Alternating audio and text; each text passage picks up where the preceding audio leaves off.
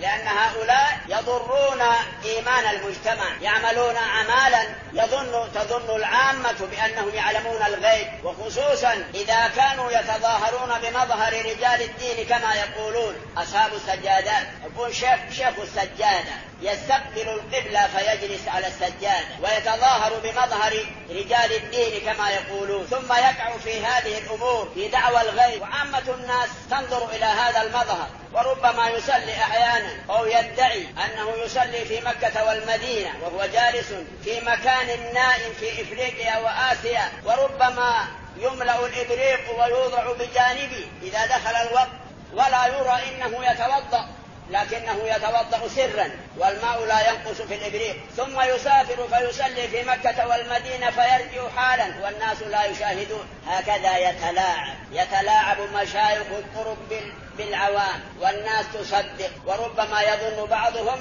إن هذه أخبار كالتمثيلية، لا، واقعة، أخبار واقعة بالفعل. هكذا يفعلون إلى يوم الناس هذا في بعض الأذكار النائية عن التوحيد والعقيدة السليمة، وإنما يكثرون عادة حين يضعف التوحيد وحيث تضعف العقيدة وحيث يكثر الجهل يكثرون هناك. وعلى طلاب العلم أن ينبهوا المجتمع على خطورة هؤلاء على عقائد الناس.